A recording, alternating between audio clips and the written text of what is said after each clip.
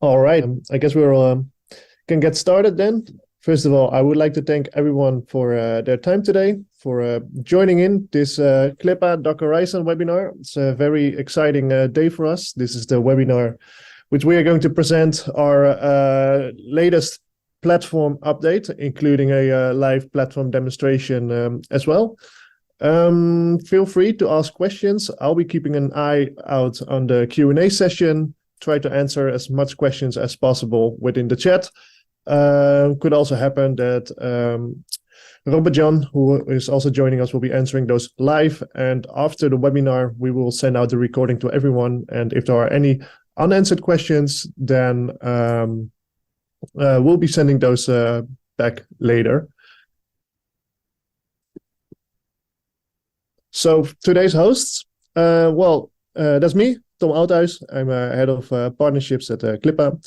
That means I'm always on the lookout for new potential technology companies that could be a good fit with our solution, but it also means we're always keeping an eye out for potential companies, consultancy firms, software development firms who actually sit down with the client and develop solutions for the clients.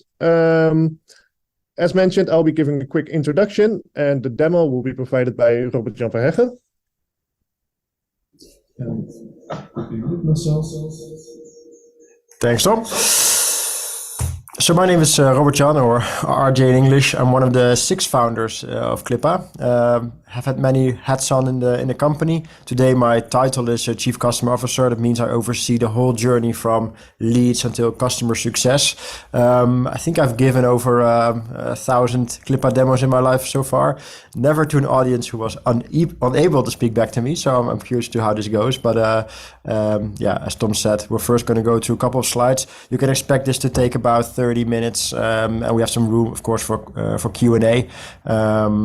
But let's get started. Before we dive into anything, I first want to go back to how this all started and how this came about.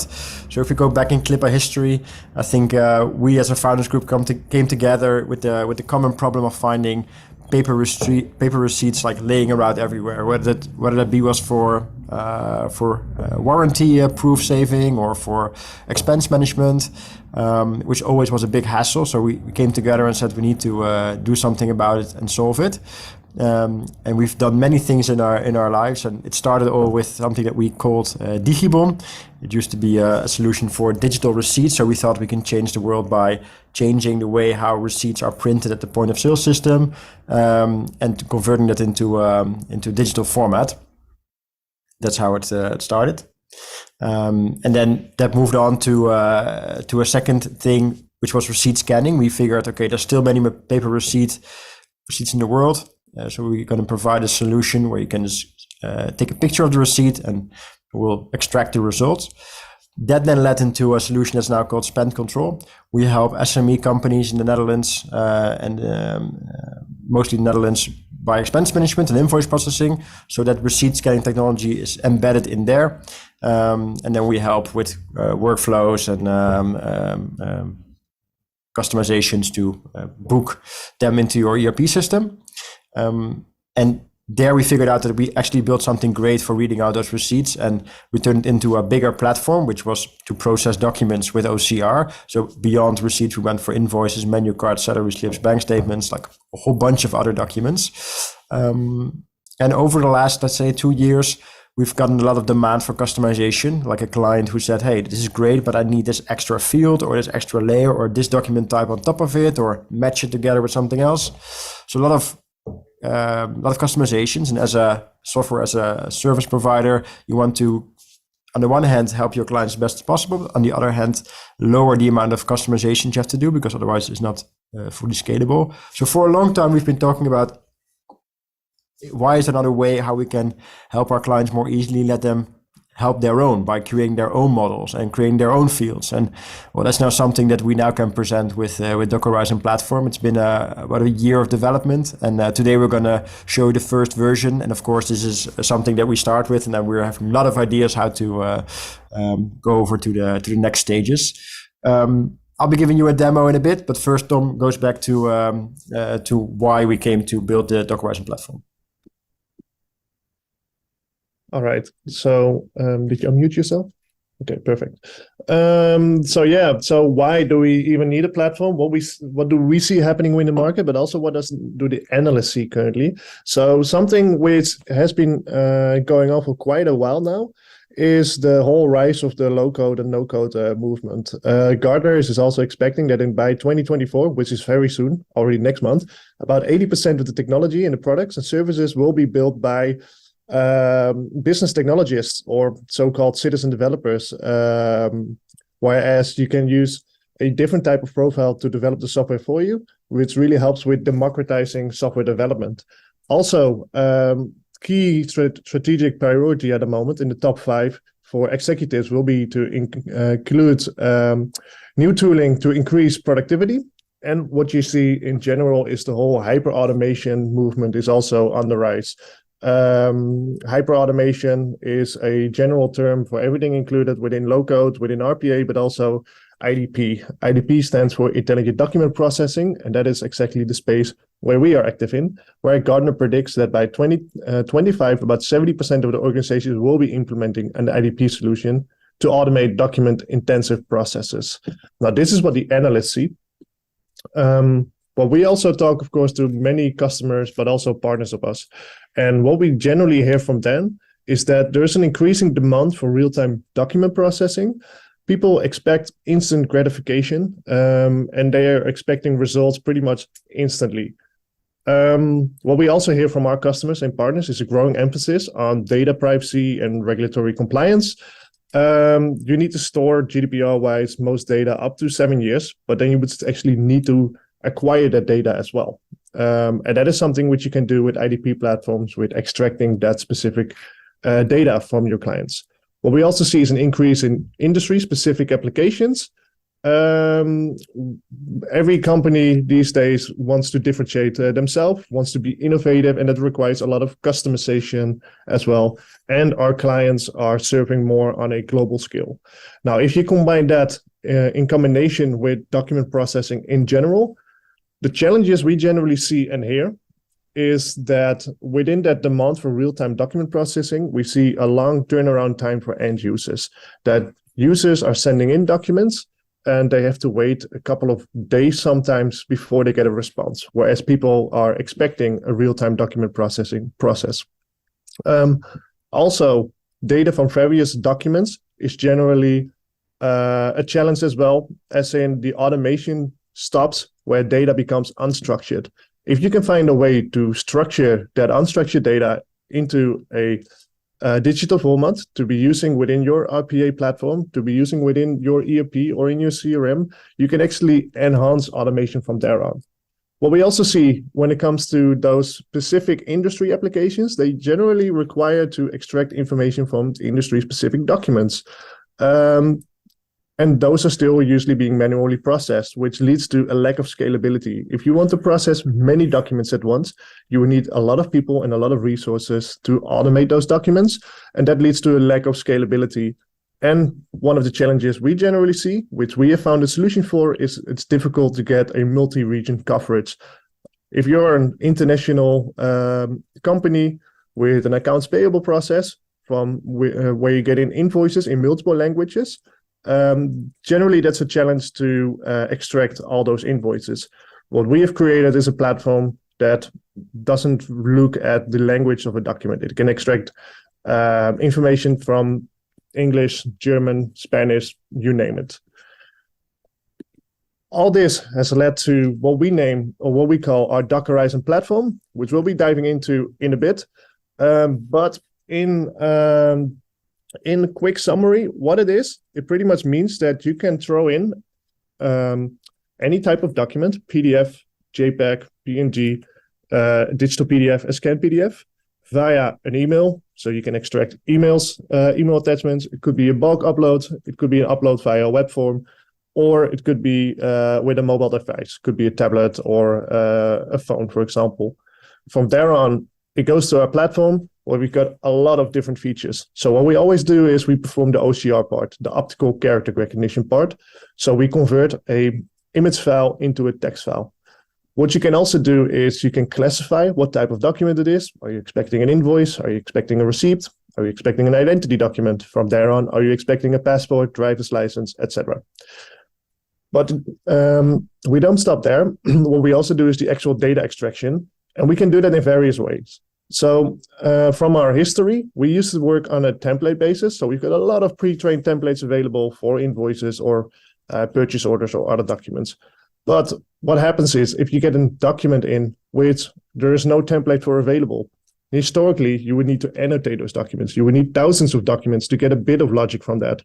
So what we have introduced within our platform, which we'll be showing later, is what we call our prompt builder, enabling companies to extract any type of information from any type of document, which is a big game changer when it comes to intelligent document processing.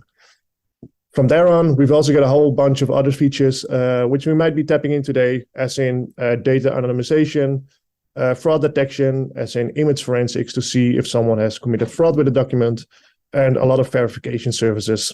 From there on, you could decide to put it in a human-in-the-loop interface, which we also made available via our platform, or you could decide to build that human-in-the-loop interface within your own environment. From there on, you get the data back in any type of file format you want, XML, CSV. Generally, these days, hopefully you'll be using JSON, and that is what we see with the majority of our clients. And from there on, you can add it into your database. You can put it in your ERP. You can also connect it with an iPaaS platform, such as a Make or a Zapier. It's all up to you. You're fully flexible when it comes to your document workflow and the automation behind that. What are then the benefits of adding that all in a platform? So feature-wise, this makes it possible for companies to really democratize their software development. You're not reliant purely on your IT department anymore. You can also use a tech-savvy business analyst, or in combination of the business with someone from IT to start developing, to start automating these document-related processes. From the platform on, these days you can extract any type of document, of unstructured document, within mere minutes, and you can quickly integrate with existing systems.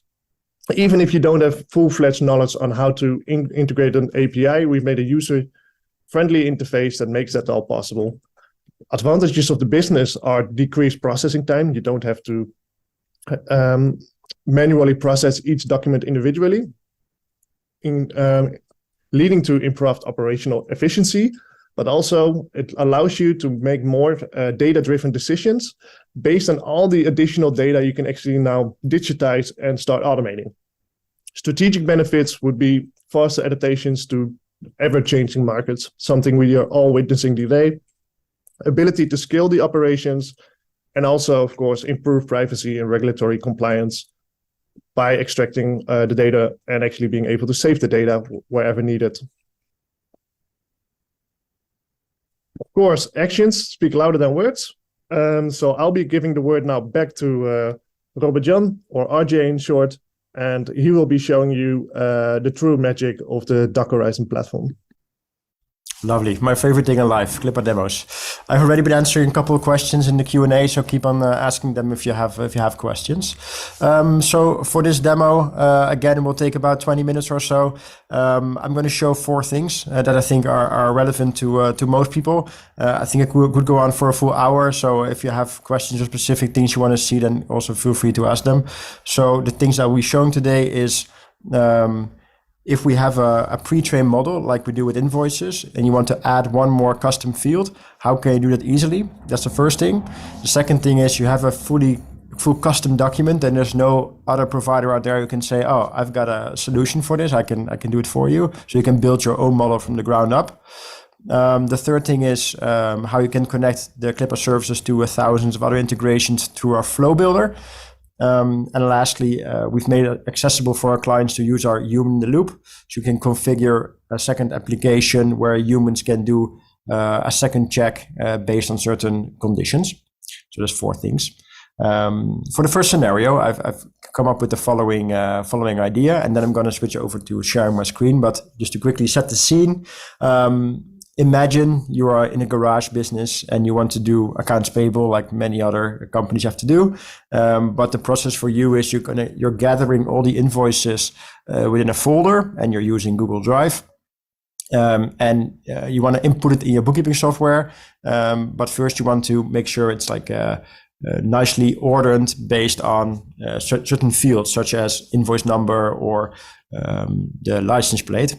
So there's an integration here between a Google Drive and a bookkeeping software.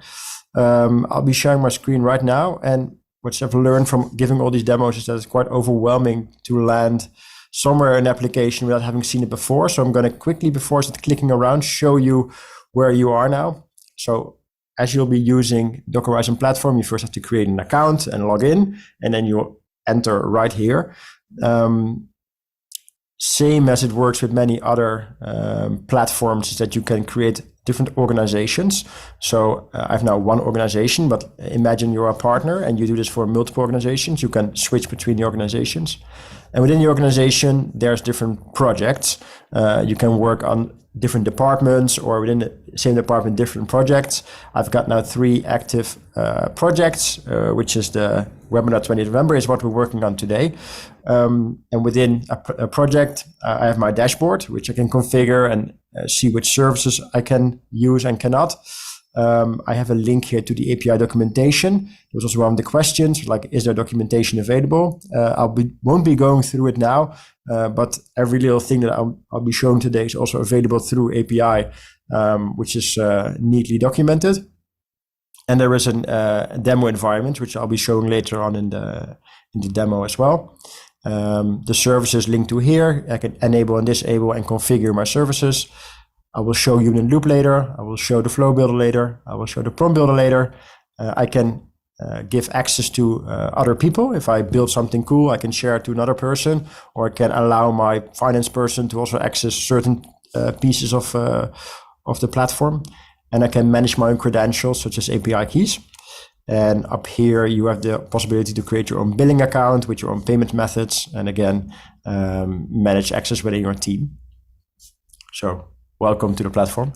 As we said, we're going to start with something that we've had many questions about in the past. So again, the scenario is we are processing an invoice for a client. And today I think we read about 60 or 70 fields from an invoice, and that goes from the default fields such as invoice number or a supplier or a PO number. And sometimes there's a very niche field or specific use case field, which we don't necessarily extract. For example, a license plate number could be on an invoice. And then back in the days, you always had to provide us with samples, and we would retrain our models with AI, and then we would have the option to read a license plate. Well, now you can build it yourself, and I'm going to show you how. So I can build a new, we call it a prompt builder. I'm going to call it car invoices. A slug is for the API calls to make it easier. Over here, I can drag and drop in file. I will do that just for giving you an idea of what I'll be working on. So I'm going to show one invoice over here. This is from a garage, and it's a German invoice with some services that they've provided. And on the right-hand side, I can configure the fields. So I can start from an existing template or from scratch. For this demo purpose, I'll be selecting the invoice as a template. So already there's a number of fields that we used to do already, such as where's the company located, when was this invoice sent, what kind of products are purchased. And I'll be adding a couple more so you can see how you can build your own prompts. So for example, one easy one that we all know is an invoice number. I can just use natural language here like I do with just speaking to somebody or explaining what I want. So I can say, what's the invoice number on this document? Very generic. But now I also want to add something that Klippa never has done before. For example, I want to know what kind of car was serviced with this invoice. So I can call it a car model. It's a text field. I can also say it's a number or true false value or table. Like there's many different data types, but I'm going to stick with text. What is the car model that was serviced?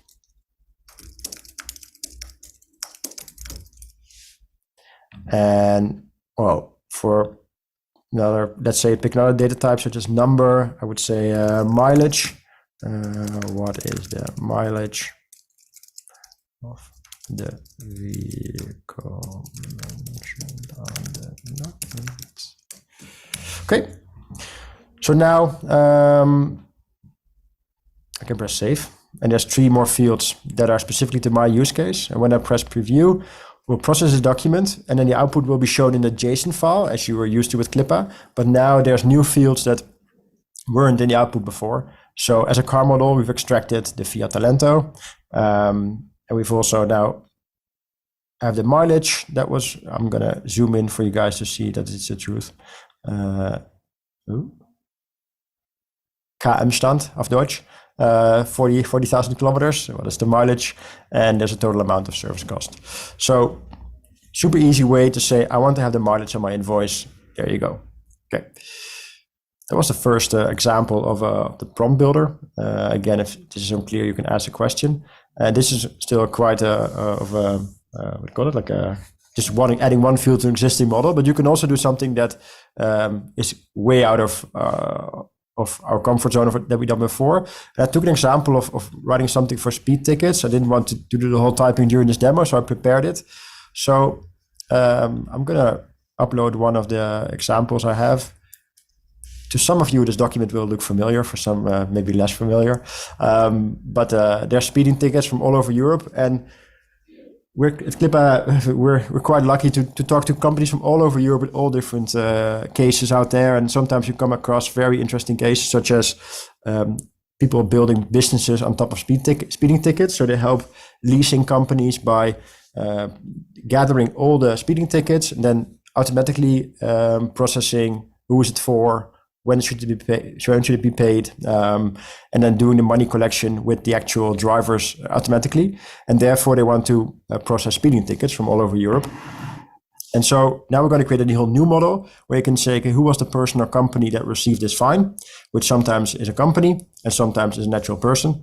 Well, you want to know the amount of the invoice, you want to know when it should be paid, what was actually the violation that was committed, where is it committed, and now when. And hopefully in all these documents from all over Europe, that will actually work. So I've created this beforehand, and I can add more, but I won't.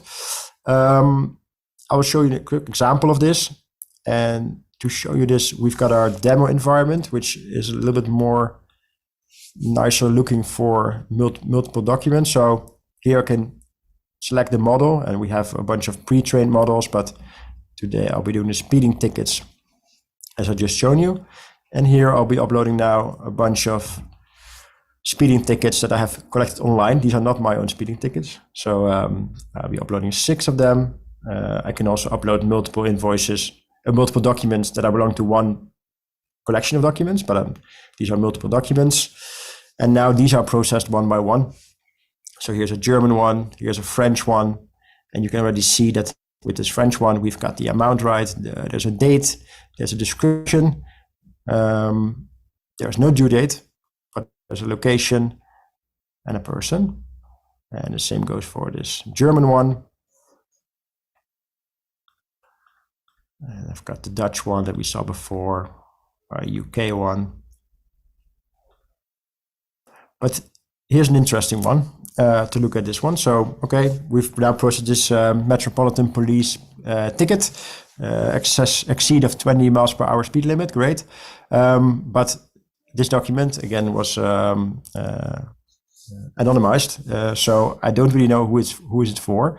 The model thought it was Mr. Snell, because that's the only person that's mentioned on the document here on the bottom. That's the commissioner of police, but it's not the person who the fine was for. So if there's a need of doing 100% correct data extraction and making sure that also when, for example, we miss a certain field, we can't find the right field, that there's a human in the loop, then we've got you covered, because there's something called human in the loop. You can create your own configurations here, and I've created one for speed tickets. So I'll walk you through what you'll do. So you name it again, also to access via the API. Then you're going to say which field do you want to review. Now, amount, person, I can add more, or I can switch them around. And there's 2 navigation bars, which you will see later. So I'm doing 2 now. I can add who's the person reviewing. This can be one of the Klippa team members that's reviewing it, but it can also be your own team members or even your own outsourced personnel. So you can simply invite people and also giving them the option to review my documents. Then I can select triggers. So when should the document be put into the bucket of to be reviewed? Here I can say I create a trigger that says if the amount is missing, or if the amount is higher than 2, whatever, then it falls in the bucket of to be reviewed, and then either Tom or me can review the document. So there's a trigger. I'll actually delete this one.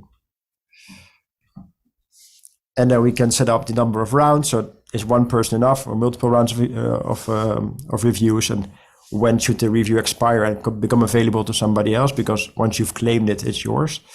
And I can add a number of rejection reasons, which I cannot review it because the document the quality is too poor, or it's a different language I cannot understand, and I can add more, or I can even not allow it to reject it. And then there's a message I can say to my reviewers.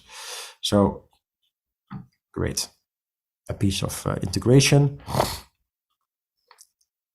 There's a question in the chat. Okay. Do you also have confidence scores as a trigger in the human in the loop?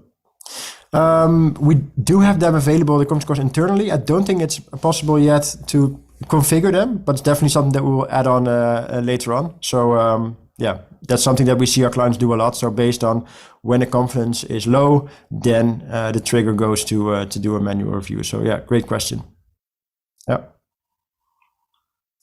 So how does it actually look like? So within this platform, now myself, and I just invited Tom as well, can do the review. So I'll load this document. Well, now we saw Jay Snell was wrong. I can say it actually was Tom who drove too fast in the UK. And then I can say, great, continue. And then the next document will appear. And then automatically it can be retrieved via the API, or I can put this sort of workflow. As I said before, we can also say, I cannot review this one. This is the part of the human review. So you don't have to do anything building yourself. It's just a part of the API flow. Talking about flows, I can show you a flow builder. And this is something that you might have seen before if you used to work with a Zapier or Make.com or any other platform that can do sort of low code, no code. I'll walk you through it step by step. So I'm gonna call this one renaming. So what I'll be doing is this garage holder person, he's been gathering all the invoices in a certain Google Drive folder. And what you want to do is you want to actually rename all the files into invoice number dash car model name, and then .pdf, and then put it into your accounts payable process. So I'm just going to call this renaming. And here, now I can build my flow step by step. So bear with me, I'm going to go Google Drive. And from here, I want to start with a trigger, right? So when does this workflow actually start? So Google Drive has one trigger that says, if there's a new file in a specific folder, it will trigger. Okay, I've got to sign in with my Google account to give access to the platform to access my folders. And for this purpose, I'll quickly switch over to my Google Drive because I have a webinar folder. Awesome. Then I have a folder for where all my purchase invoices are. So this is the folder where I'm collecting all my purchase invoices, whether they are coming in via email or take a picture with my smartphone. I'm collecting them here. And now I'm going to create a new folder that I'll be calling invoices renamed output. So this is where I want my renamed invoices to land, basically. I'm going to go back here. So the trigger is there's a new file coming into the invoices folder. Now, my folder for the purchase invoices, that's my input. Then it triggers that I want to actually use that file. So I'm going to add a second component, which is again Google Drive. I don't want to do any more logging in for you guys. So making it easy. This is, I'll be using the export file over here. Be dragging between these two components. I'm going to say, I'm going to use the one that the the workflow triggered on. I'm going to use this file ID to use it. Well, then I actually want to use a Klippa component, which we call document capture. What I want to do is I don't want to use an invoice specific model that Klippa used before, or not a generic document. I'm going to use a prompt builder that we've seen before. So I'm going to drag this document into the prompt builder, and there I have to select the configuration. There's a number of models I've created, but you just saw me creating the car invoice one. And then there's a piece of information that needs to go in. Well, I'm going to grab the file ID from the export file. So here I'm going to use this one. Then Klippa does its magic, right? And you saw the JSON output. What I want to do now is I want to put the file back into the other folder, but with another name of the PDF. So I'm going to, again, use a Google Drive component. And we call this one copy file. I'm going to use full screen, by the way, to make it even more easy for you to see it. So I'm going to drag the file into the copy file. Then I'm going to use the original file ID. And now I can say whatever name the file needs to have. I can say invoice, but it's a bit, let's call it INV dash. And now I'm going to insert some custom fields that the prompt builder has seen. So I'm going to use the invoice date and another dash. And I'm going to use the car model dash. And then I select the destination folder. Well, we just created this output folder, invoices renamed. Okay, this looks nice. Now, starting the flow, there will be a dotted line. Great, this means it's all said and done. It works. It's up and running. Great. Going into the Google Drive folder again. So this is the folder where we are waiting for a new document to appear. Well, great, because I've got some of the invoices prepared. So I'm dragging in 3 files now. Again, 3 garage invoices that I've gathered online. One is from Auto House, another German one, and a PNG from before. So going back into this one, looking at this was the output folder that we created, and there we go, right? It's already done.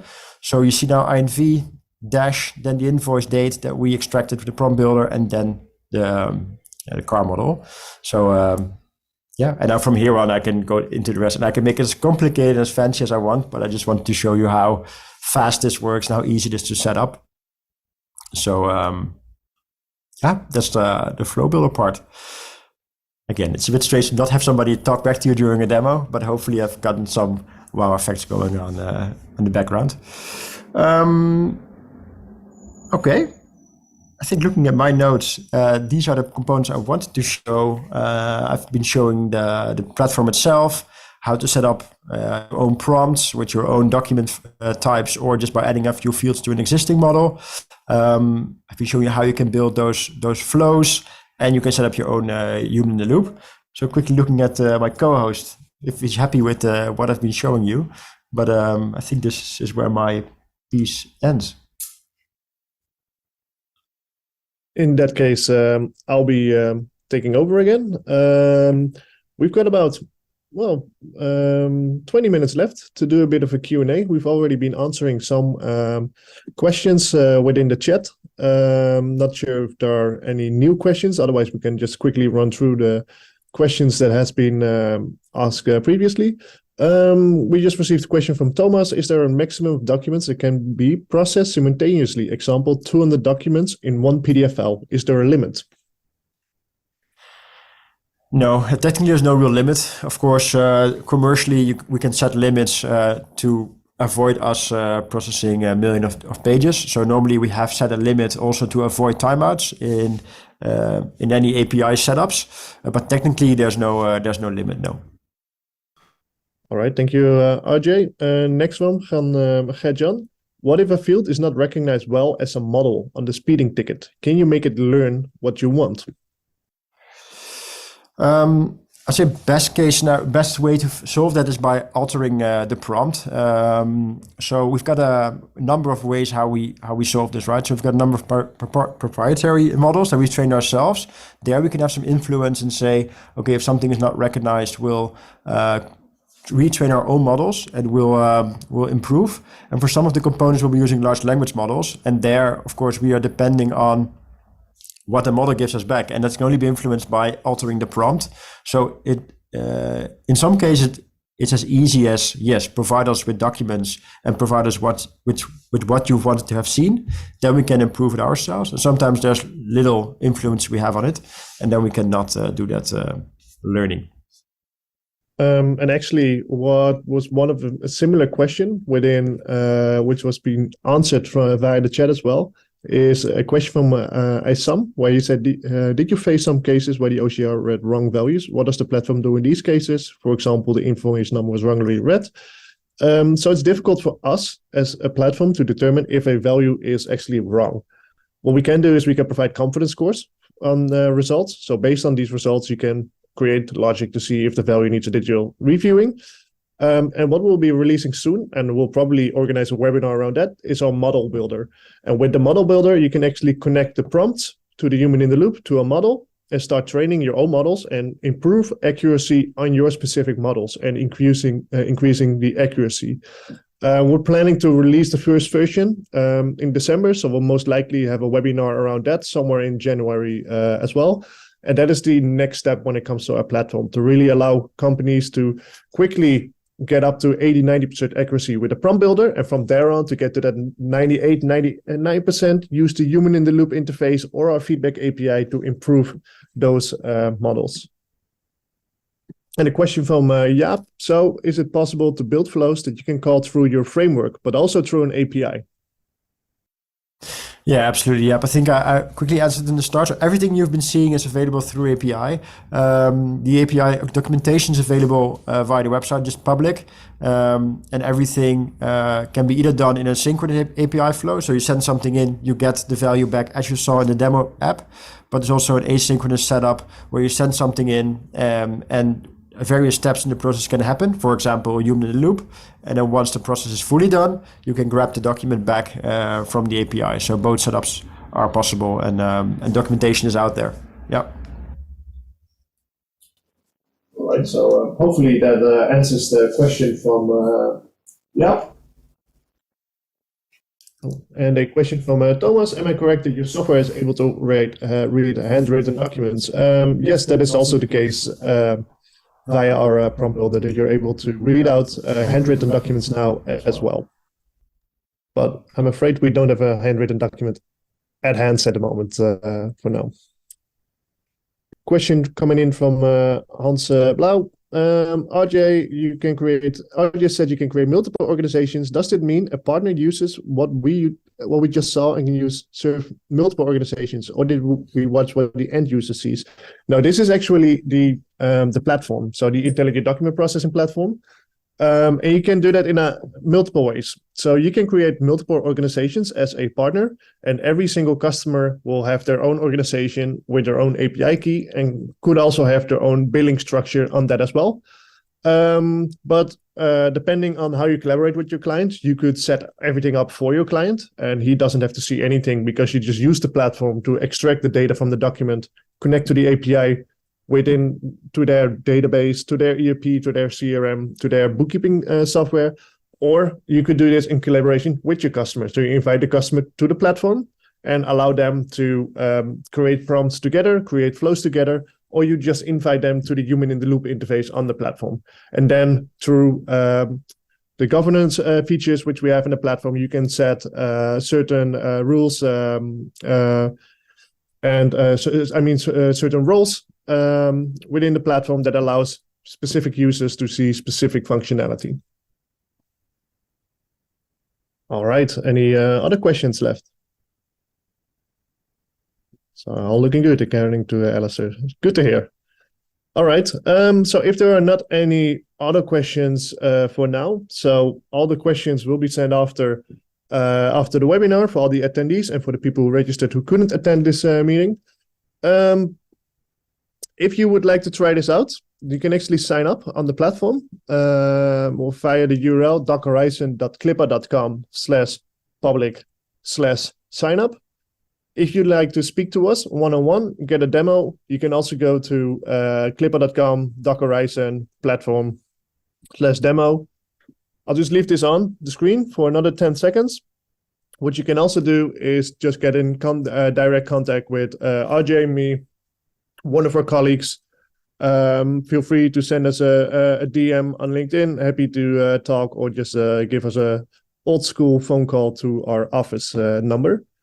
I put the links in the chat. If anybody wants to click it and not write it down, then I put them in the chat. Oh, perfect. Thank you very much, RJ.